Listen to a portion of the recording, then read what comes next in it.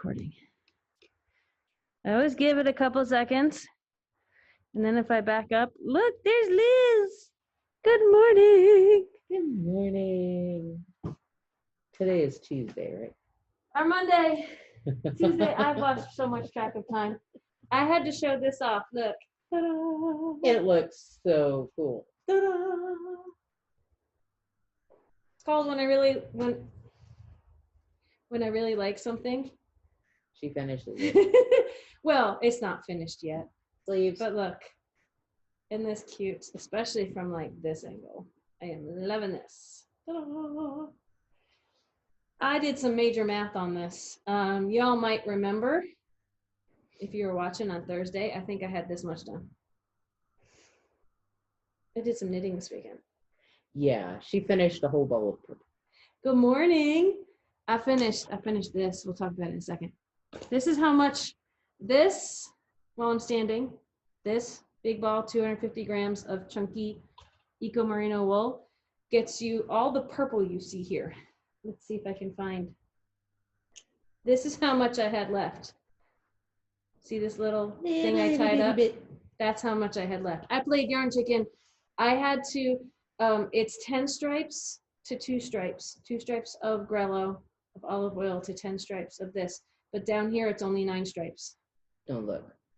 Don't look too close or I'll smack you because you're looking somewhere you shouldn't. And it's pandemic, back up, fill in the blank. But I had that much. That wasn't enough to go all the way around again. Okay, now that I've done that, let's do introductions. Good morning. And welcome to this. Sorry. To the sideshow, The Adventures of Liz and Rebecca. Sun Dragon Sideshow, yay! I'm Liz. I'm the minion at Sun Dragon Art and Fiber in Brevard, North Carolina. I'm Rebecca. I'm the owner at Sun Dragon Art and Fiber in Brevard, North Carolina, and I'm loving this. Oh my gosh! I mean, yes, this looks floppy and weird and is curling, and so many things I could talk about in this, but yeah, I'll try to tackle them one at a time. What a weekend, right? Oh, gosh. I can't even put into words. By Friday, we were both so brain dead, we left our take-home stuff that we were going to take home. Yeah. I left stuff sitting on the counter over there. Like we had food. Food that we were going to take home, and it all left. So you see what happened was, we filmed on Thursday, and then Vikings. And I should have known that all these little migraines I've been having for the past week and a half or so were like pre-tremors. And that too. They were like, you know how an earthquake has aftershocks? Sometimes migraines do too, but sometimes they have pre-shocks and I don't pay attention to them. I should learn and know better. But sometimes they have pre-shocks where you have little ones and it's leading up to, I think earthquakes have that too. Like volcanoes can have little tremors. Yeah. And then that happened Thursday. Certain customers I was talking to on Thursday may or may not have been aware that I was like not functional. Dying. Could barely see. Yeah, but what do? I work through it. Now, if it was potential COVID, like if I was starting to get the normal rundown, I'm getting like, and hard to breathe and things I would have classified as a cold in previous years, I would not work through that. I would be home and we would close the shop and, but when it's migraines that I'm used to having, I'm like, I'll just keep going. And I took like half doses of medicine of different types instead of like overdosing on certain over-the-counters I usually do. And that wasn't smart. I should have known better. But whenever I'm in a migraine, I never know better. So I had a really bad day Thursday and an almost normal level migraine day Friday. And apparently it rubbed off because we both forgot stuff. We both left stuff here. I was telling people on Friday to come back tomorrow between 10 and 5 because we'd be open. And Rebecca's like, it's Thursday. No, it's Friday. They can't come back tomorrow. Yeah. No. It was and see, crazy. if I had done that, she would have known I was getting a migraine. Now I have to look out for her too. I didn't know they were contagious. I have had migraines in the past. It's just been a while. And Saturday when I couldn't see, I wonder why we would be getting. Then I was like, ooh, I should go take Tylenol. Like, yeah, that sounded almost worse than. Sorry, I'm still suckered into the sweater. That sounds worse than some of my halos and stuff that I get with migraines. So it was weird. Like, it looked like my glasses were cloudy. Like, I'm looking across the street at our neighbor, we're talking, and it was like my glasses are foggy, and so I'd pull them up and they weren't, and I was like, well, that's weird. And then I sat down and I saw stars, and I was like, that's really weird. So I went and took a lot of Tylenol, and 2 hours later I could stand light. Well, and I didn't rest as much as I should have. Like, when I get really bad ones, I should go into a dark room and cease to exist for 2 hours. And I didn't do that until I took little mini doses of that on both Friday and Saturday. So yeah. Well, and Friday's a long day because we really don't have 2 hours in between leaving here and setting up for knit night. And like it. And we love knit night and we enjoy knit night. But yeah, it's been rough lately. So, but I managed to. She managed to knock out a sweater, or the better part of one, and do a little bit of knitting on this, which we can talk about. But cool. I wanted to on Thursday. I was going to talk about, like, we discussed German short rows versus regular wraps and turns, and that is how the top part of the sweater is constructed. There's this is what's called a raglan seam. So let's just switch to knitting and let's just say, yay. New week. By the way, I'm gonna squirrel quite a bit in the beginning here. Before I forget, let's get the announcements out of the way now. Okay. We always tell you on here that we have Zoom sit and stitch Tuesdays and Fridays. I have to be really particular because then there's the Tuesday, Thursdays shopping. Bleh. Tuesdays and Fridays, we have evening sit and stitch on Zoom. From 6 to 9 Eastern Standard Time. Yes. We are going to have another one of our knit afternoons or crafting sit and stitch afternoons this Saturday from 1 to 5 p.m. Eastern Standard Time. We should probably give a date for that because it's this 22nd. The 22nd? Mm-hmm. Okay. Because I wrote it in my newsletter yesterday. Because some people are behind or it's our Saturday the 22nd from 1 to 5 U.S. Eastern Standard Time. We'll be doing it as a Facebook Live event and as a Zoom event side by side. So join the Zoom if you want to see everybody. I'll be on Zoom. She'll be on Zoom. Facebook Live, how that works is that's good for people whose internet connection might not be able to handle Zoom or don't really want to be on camera. There's a myriad of reasons you might want to do Facebook or just aren't into Zoom or haven't tackled Zoom yet, which it's really easy. It's really easy once you get the hang of it. So yeah. But what you'll see on Facebook Live is you'll see my smug mug, and you'll probably hear some of what is happening on Zoom because I'll have it right next to the Facebook Live stream. But yeah, if you don't want to just stare at me and what I'm knitting, because sometimes I'll try to hold it up. That was one of my other migraines was happening was on the last one. So this should be fun. You want to get entertained? Join us on Saturday. Okay, so that's what I'm going to probably mention that every day this week. Yeah. And if you're behind and you watch these videos in a month, then maybe you'll be ready for the next one. Check our Facebook page. Also, the Dear Becky and Lizzy is coming up on Thursday if we have letters. Mm-hmm. We'll see if we get any this week. But those, send us questions, sign off with a fun little moniker to keep it anonymous and fun, and ask the questions you might be afraid to ask if your name is attached to it. We love talking about people's questions. So, and those can be sent to Dear Becky and Lizzy at Sun Dragon Art and Fiber. I'm still getting over my migraine. 2871. I knew I was going to say something fast. Our phone number starts with an 8. So yeah, maybe my brain is still recovering. How about this?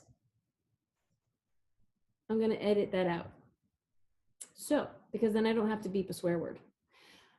Write us, the Becky and Lizzy. This is me restarting because I said our zip code wrong. I'll keep that in. Dear Becky and Lizzy, Sun Dragon Art and Fiber, 35 South Broad Street, Brevard, North Carolina. You want to say it? 28712. I almost made her say it wrong. 28712. I said something else weird that was. And if you want to get a question in for Thursday, or you don't have a stamp or an envelope or whatever, you can email me at liz@sundragonartandfiber.com. We're almost the quiet sisters today because we're both recovering. Yeah. Okay. So, but then I took my cat to the vet yesterday. So my day off was spent. Oh, that was fun. You know, I will regale you with stories of that tonight on Sit and Stitch. If you want to come to that, I won't bore you with it here. Fun times. So what I'm wearing, the lovely thing that I popped out this weekend that, you know, I will say, I am notorious for, you know, some people have second sock syndrome. Yeah. Where they get one sock done. Yeah. And then they have trouble with the second one. That's why some make two at a time. Yeah. I have sweater sleeve syndrome. I've been telling people for years that sleeves, I lose the will to live on. So this I'm going to make full sleeves on because it's just going to look awesome. There's another sweater I'm planning with short sleeves. My tips and tricks yesterday was on knitting in the round with two circulars. Yeah. And I had a wonderful example I could use because I have a sweater at home I'm making with a sugar bush rapture and ultra alpaca that the sleeves, I have one sleeve that's like this far done. And I started this sweater like last year. At least last year. So I have sweater sleeve syndrome, but I'm hoping because this has been so much fun and I want you all to see it done that I will actually finish it. So I had seen these colors and this is a new color I got. I broadened the whole palette of the Eco Merino, which may not look super thick, but it is technically a chunky merino. It's so soft to knit with. Oh my gosh, not machine washable, but that actually means it will have better structure to it. It recommends a 9. 9 or a 10, I think. 9 to 10. 9 to 10. I find anywhere between a 10 to like an 11, it sings. So I saw this color and I thought it would look awesome with this color, which is showing up much darker on camera than it is. It's a nice deep purple, but it's not like black looking purple. And so I started hunting around for a pattern and I saw some color work things, but I'm also making a million color work things. So I saw this striped sweater.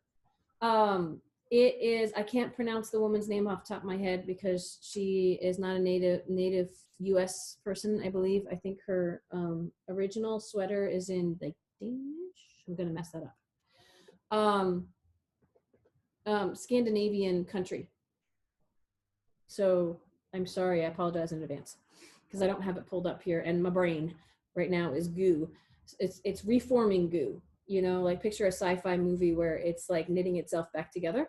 But she's noticed this because I've tagged her on Instagram and yay, I love it when I can kind of like trade little comments with a designer. This was called the hip striped sweater. And the cool thing about her design was she wanted to do it with holding 2 strands of yarn together and getting a fade from light to dark, where the big stripes fade one way and the small stripes fade the other way, which is amazing and awesome and a cool idea. And I just looked at it and said, that would make an awesome raglan seam sweater with thick and thin stripes. So I'm just boiling it down to 2 colors, but following her directions for the fancier version, I am loving how it's coming out. These they're almost pinstripes. And you know, sometimes you will hear people say that you don't want to wear horizontal stripes because, you know, they'll make you look bigger. I think it depends on the stripes. It does. It really depends on the stripes. And the thick, thin stripe type thing, like I think can be very flattering. Can be absolutely, I mean, I got big girls, right? But this, because the sizing is right and the drape is right, awesome. So here's my story on this. Here's my story, and I'm sticking to it. I couldn't get gauge with the needles recommended. If I had $1 for every gauge swatch, I'd start doing gauge swatches. Yes, she got jokes. So I did test my gauge swatch. It said to do 8s and 10s, and I did a gauge swatch on a 10. And I was I think the pattern calls for 15 stitches over 4 inches, and I had 14. Which means, if you think about it, my stitches were bigger. There are fewer stitches in that space, which means the stitches are bigger, which means to get gauge, I needed to go down a needle. But I really liked how this felt. I knew that going down to a 9, it might be a pretty tight stitch, and this might feel really thick, and it'd be warm, but I didn't know if it'd become the thing called drape, where it falls nicely. Like this clings to the curves in the way that I want it to. Whereas tighter stitches might be a little boxy around the girls and things. And something that's looser might cling too much and show off things I don't want it to. So the 10 was just right. It's like Goldilocks. But it wasn't the gauge the pattern called for. So I got out my phone and did some math. She likes doing that. I like doing math on patterns. I tell people you can do this. What I did was I did the math on the part of the pattern where it said how many stitches the torso should be, the body, once we take the sleeves off here. I divided that by my gauge, and I figured out which size would give me the circumference for the girls that I was looking for. So I figured out that following the directions for a large size would make it come out the extra large dimensions the pattern was calling for, which is just right from my girls.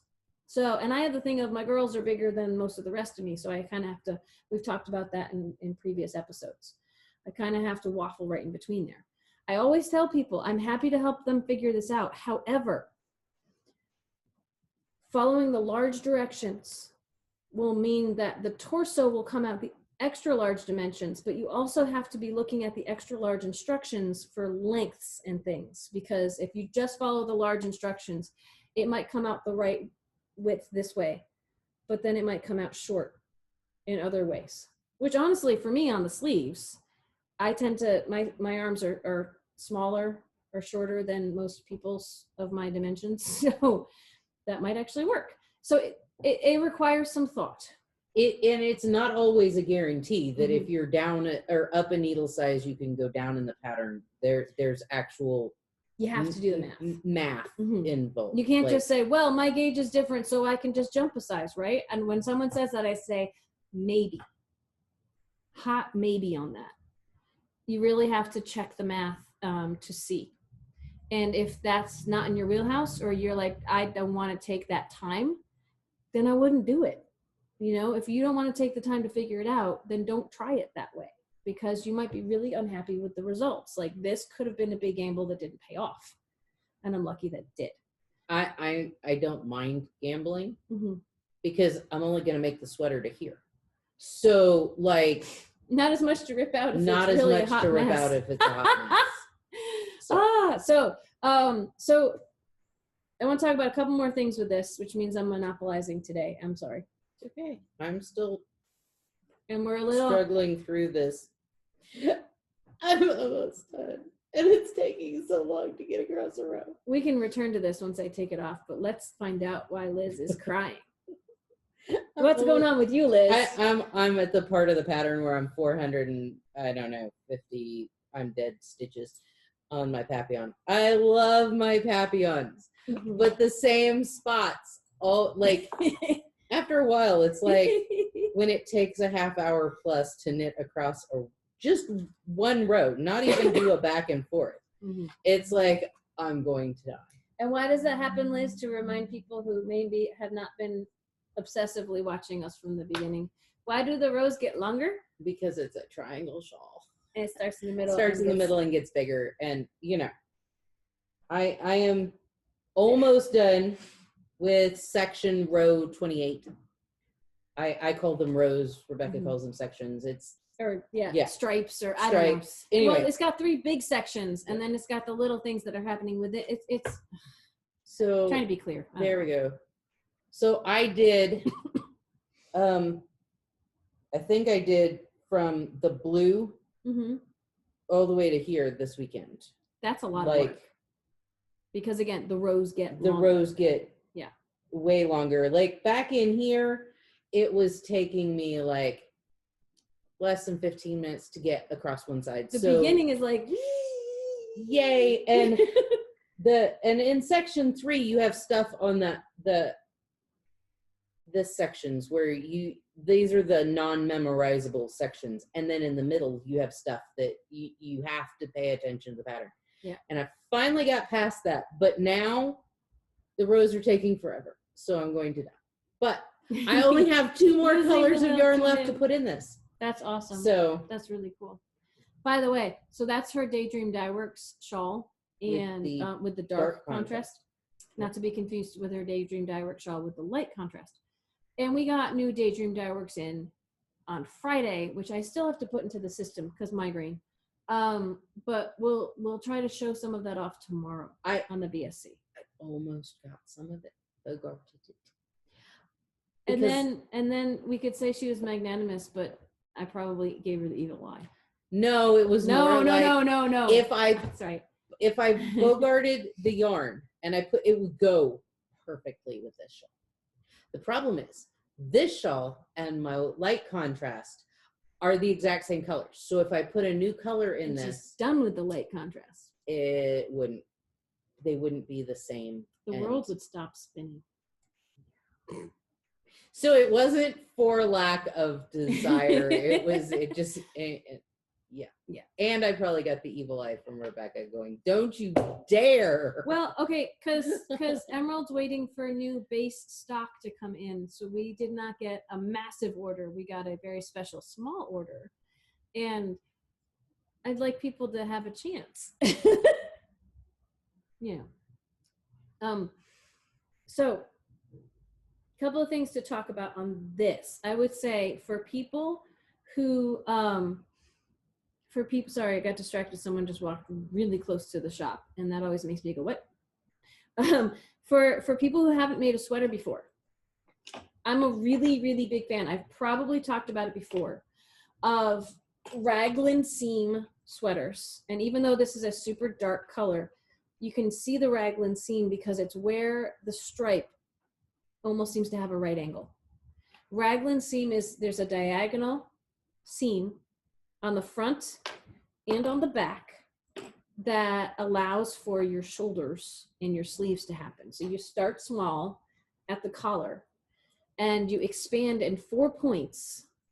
And I think it's pretty well written. I like this pattern very much for that. You expand in 4 points equally around. Some patterns will not, the sleeves will happen at a different rate than the middle. This one was equal and it was easy and loved it.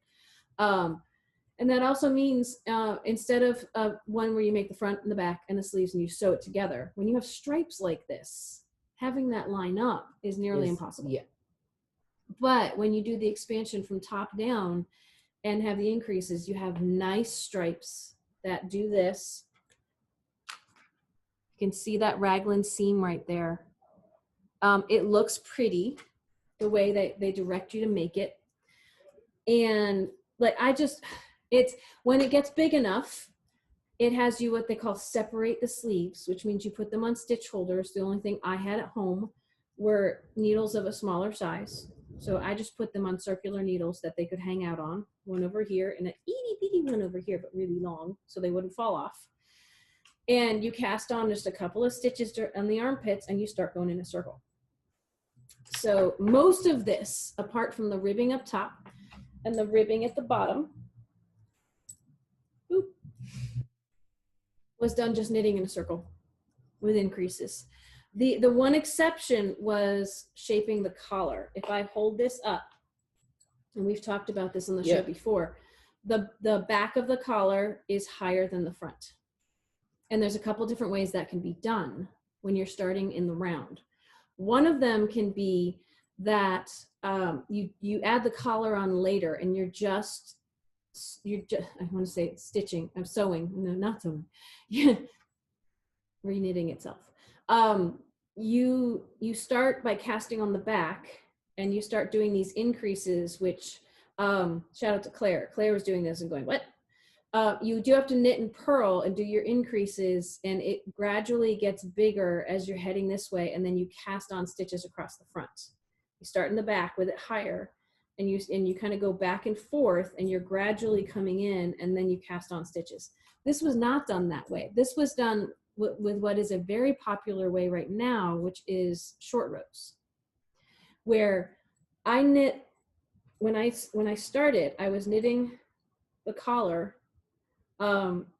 just in a big circle, knit one, purl one. And I actually had a fun cast on for this. If you like the way this looks at the top, what I did for this, instead of just a normal long tail or German stretchy, I did a cable cast on where I would knit one and then purl one. So it's a variation on a cable cast on, so that it would look like knits and purls from the very get-go, and it's nice and stretchy, and it was really fun. I went fancy. But it's a build as you go one. And then once I was done with that and I added the purple in, the short rows, it's basically the same idea, except you're already going in a circle, but instead of gradually adding in here, you're going back and forth and stopping here, and then going over and stopping here, and turning around, doing a short row, and then coming in a little further and a little further. I don't know if it'll show up on camera, but my short rows are right in here along the front. And because I did, we were talking before, because I did German short rows, You can't even tell. You can see them if you seriously look. Like, I think I see one here and one here, but it's pretty smooth. It's pretty smooth looking. I really like German short rows when doing stockinette. The biggest challenge with doing that is you were also doing raglan seam increases, which meant you had to do some make one right and make one lefts on the purl side, not just the knit side. In my opinion, they're easier to do on the knit side, but she talked you through it. So if you have any experience with this, you'll love it. This type of stuff, you'll love it. If you don't, I could probably teach you how to do it. And it was so fun. It was like, oh, I got through 10 rows. I get to change colors now. And the other fun thing I'll show y'all, and then I'll stop obsessing over this sweater, which will be my second pandemic sweater for winter times, which are always coming. Always coming. Because my first one, my COVID cardigan, it's really my cat's bed now.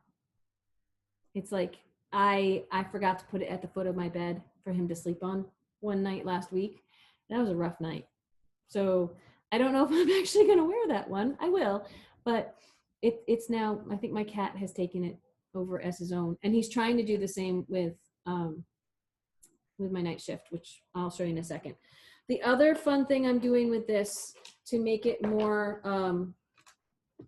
less onerous is I'm carrying the gold the whole time. You want to see that. I had to switch at the underarm because the spot where I would carry it jumped, but I'm carrying it and locking it in place. So I only have a few ends to weave in. That's what the inside looks like. And this is what the inside all the way down looks like. I'm locking it in place. And I had a moment knitting with friends where I didn't lock it in right. Old over new when you lock it. And I didn't do it right. And there was kind of a hole. And ooh. And everyone said, oh, just sew it in. I mean, and when I say knitting with friends, I mean on Zoom. I just want to be clear about that. But they were not in the actual room with me. And they were like, oh, just sew that hole closed later. And I was like, mm-mm. So I ripped it out. Only a few rows. The other thing I could show on this is when you're knitting in a circle and changing colors, you tend to have something called the jog. There's so many things going on this simple looking sweater, where the color kind of goes like this when you switch colors. And there's a few different techniques to avoid that. And I did the one where you slip the first, you knit around in your new color, and the first stitch of your second row, you slip a stitch. And that is what is happening right here. Like on camera, I can kind of see it a little, but it's not as bad as if I had done nothing. It's a little like, and so going by on a galloping horse or during social distancing guidelines, no one should really notice that. If they do notice it, I'll say back up. And if she notices it, I'll throw a water bottle at her because I'm going to be socially distant, so I'm not going to smack her. So, yeah. I'll make sure it's full this time. So this is the fun story of my sweater, and I doubt it'll be done by Thursday, but I'm really hoping if I can, stick to it. I'm going to try 2 sleeves at a time, probably. I'll show you that on Thursday. Hopefully I have that set up. Maybe it'll be done by next Tuesday. Two sleeves at a time. Yeah. Will keep your stripes even though you have the math I have the math and the counting. It'll help. Yeah. It'll help. It'll help them be even. So yes. Okay. I cannot guarantee that I will have this done by Thursday. Because tonight, weren't you gonna try to have it done? I was gonna try and have it done today. But what's tonight? Besides knit night, or is that tonight? what? Besides knit night, no, my blending board for my yarn stuff is gonna be. You're never getting it done. So I got roving in yesterday. It's all these little bits of fluff and stuff. It's so fun. And so I went down in the basement and I found the board that is a little bit bigger than my blending board, and the staple gun is laid out. And so I'll get home, I'll staple gun my blending cloth to my board. I'll go lay it on the bed and set up for knit night. Oh, she's gonna have so much fun. I see that. I got my knitty naughty in yesterday too. So yeah. I shared a video with her of what's it called? It was a distaff. Distaff. It was spinning off of a distaff. I was like, here, up your game. And it's like a big chunk of wool on a stick, and then you spin off of that. And she's like, yeah, not yet. It's like shave a sheep, wrap it around a stick, a great big long stick. It's like, but think how much you could do. Stick it in your belt loop and spin. And I'm not, no. She's not there yet. Speaking of belt loops, Liz made me a pocket. Did. I was like, what? This is a pocket. So quick. I did it quick. It's all surged. More than I could do. When I take credit cards or stuff from people, I have my skirts, and Rebecca doesn't have any, I have to really handle to everybody's stuff with my hands, and then and the door of my hands, and just hand sanitize a crap ton and wash my hands and hope everything's fine.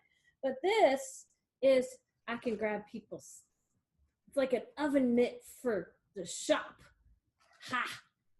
And we put it on a retractable lanyard so that I can always have it close to me. I think I'm gonna stick it in my pocket so it's not just like when I go outside. That's what my skirts do. I know, but your skirts are more balanced than one pocket hanging off my side. That's true. Anyway, so I have a pocket.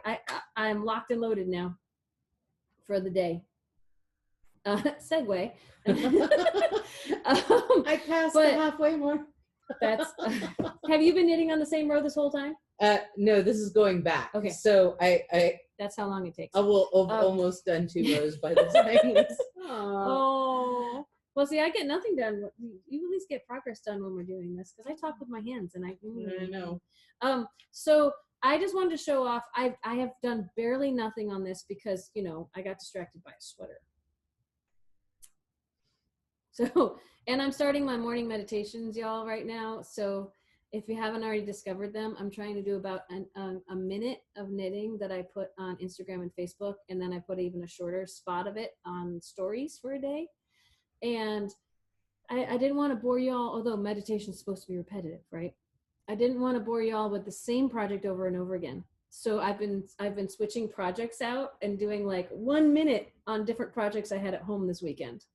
And the follow-up pictures are some of my favorite because the coffee cup changes. Yeah. Well, I'm running out of cool coffee cups. That's the thing. I'm gonna have to start crap ton of coffee cups. I should. Some of the ones I like are here, so I have to bring them home. But you could, but I don't know where I'd put them. I'd have to take them home for like a day and try not to break them. But some of them are really fun, and now I'm getting to the more boring ones, or I'm gonna have to start using Brian's, which are like all Star Trek and stuff, which is fine. I like Star Trek. But yeah, you might start to see a lot of Star Trek getting in there. anyway, yes, I'm trying to do a different coffee cup every day. If I can have it match, like not have a really garish one with a really delicate project. We'll see. I think all my fun ones you've already seen at this point. But this morning I finally got back to, I am but like 5 rows away from finishing the pattern as written on my night shift. You can see it from the tip down there. I'm on the like Slimer green up here, which is awesome. You see that up there? That's really pretty. It's coming right at the end. So it's really pretty. Although it's not going to be the end because I still have a ton of yarn left. So I plan to keep going, although, distracted by a sweater. So once I'm done with the pattern as written, I can use her little formula to keep going and changing colors when I want, like after every about 10 rows or so. Swap out what I'm doing with the bubbles in the background and just keep going and have fun. So the Feederbrook farm, we had someone buy a kit this weekend of the Feederbrook. Remember we mentioned that we have a sale in August. That's the last announcement. Should have gone up front, but I'm saying it now. Online only, if you put in WOW 3 years at checkout, you can save 20%, which on a kit like this with 6 skeins of yarn, you essentially are getting a skein for free. I was trying to explain that to Brian this morning too. And it's morning. So he went, what? I said, the math works if you buy enough. Morning. If you buy enough.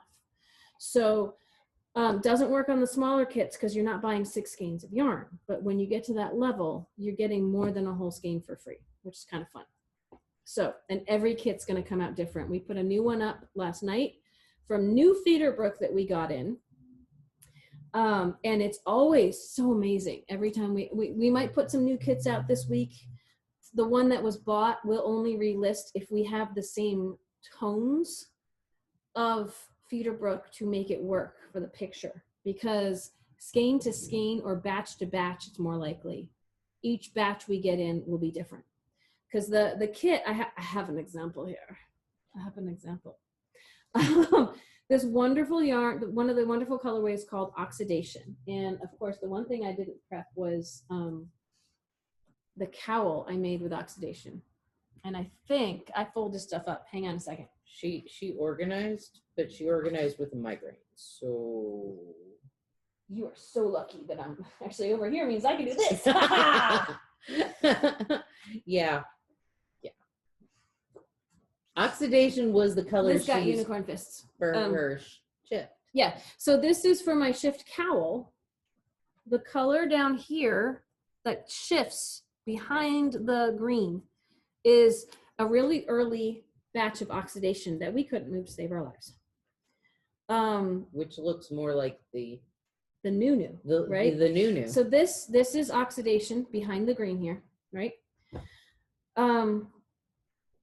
What we have left from our oldest batch of Oxidation looks like this. It's a little more kind of rusty, green looking, Statue of Liberty kind of, but doesn't it kind of matches this, but not quite.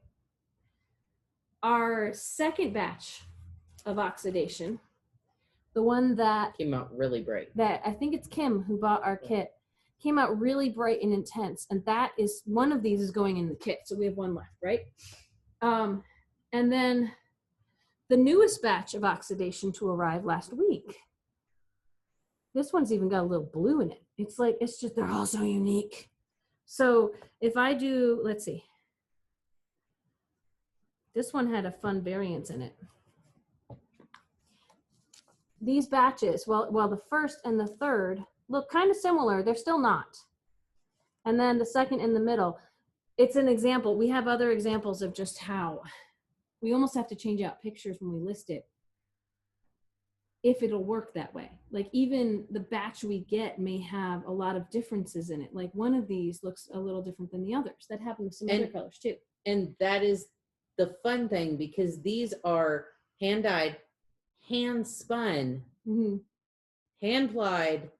Like, well, I mean, they're small batch plied. Yeah. Like I think she got machines in Laura Feederbrook Farm, but she does it in-house. Yeah, it's all in-house. Yeah. And it means that, she might have machines that she is operating to do it, but it's not like mass production where like the Cascade. even the Cascade, which is mass production, will have some variances between skein to skein of how the two things here, the twists are plied, the colors plied together. But the Feederbrook, we call it our sheep to shop instead of farm to table. We love it, but it's so unique. I mean, it goes beyond the monitor might not reflect the right color. Every skein is different. We will do our best, but you may get something very different than it looks on the screen, but it should still have hints and tones of the right colorway. And for a lot of people who like knitting with hand-dyed yarn, that's what they love about it. And for other people, they shake their fist at the sky about it. So, but I mean, for something like this, oh my gosh, I think it's all going to be amazing. It is great for shift, the any of Andrea Mowry's shifty stuff, because she has lots of shift patterning fun stuff. She does. And she likes using Spin Cycle, which we use Feederbrook for. Which can be the shift stuff like this, or it can be with a solid, having something just kind of variegate. I have a couple of sweaters planned. They're not all Andrea Mowry patterns, but I have a couple of sweaters planned to make use of that with color work. But one of the colors is a shifty color, like Feederbrook. Beautiful. Really, really pretty. Well, and that's a great way to actually, if you only wanted like one skein, or to put it in a sweater and let that one skein color change through, for your color change work with a solid. It gives you that bam of color without, having to break the bank. Yeah. So, because Feederbrook's kind of pricey. Look, here's all the new Feederbrook behind me. Yes. Like, this is a specific heat that's really different than other specific heats. My specific heat has a lot more red in it, the one I used in here, but it's an old batch we don't have anymore. So it's so pretty.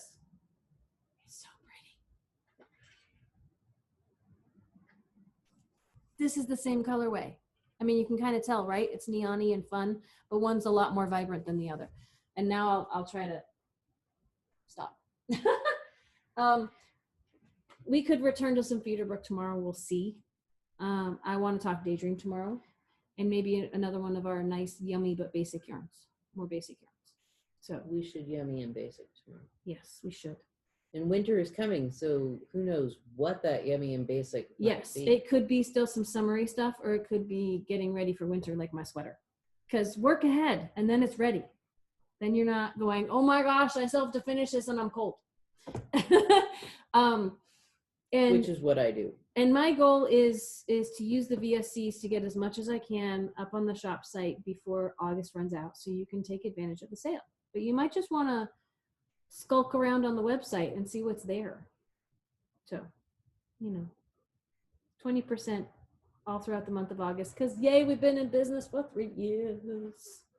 Woo, woo, woo.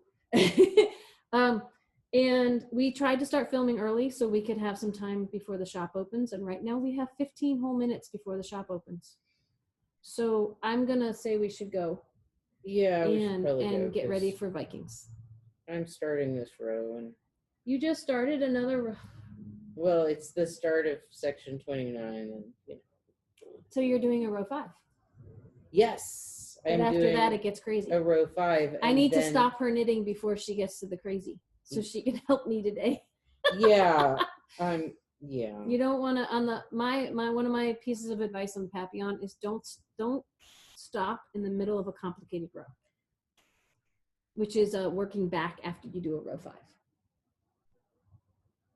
And when it gets that long, you kind of have to, but then you have to know where you are. I can pretty much, with 11 on needles, I can pick them up and know kind of, because it's easy to count the where you are. Stitch markers are your friends. All right. I'll put it down. You just started the row. Oh, anyway. It's going to take me like a half hour to get across it. By then we'll have Vikings. So, okay. We love you all. We miss you. Even people we haven't met yet. I always say that because we comment, just especially if you write us comments, then we get to know you and it's fun. So and you were actually I was Instagramming with one of our Instagram chatting with Jan from the UK. Shout out to Jan. That was really fun. Yeah, I had a good time. So luckily we were both like on Instagram at the same time, even though completely different time zones, so we could chat. I think it was midday for me and it was almost dinner time for her. So, you know. Yes, so now that you've watched us, you're part of our community, and that's wonderful. Jan's part of our community.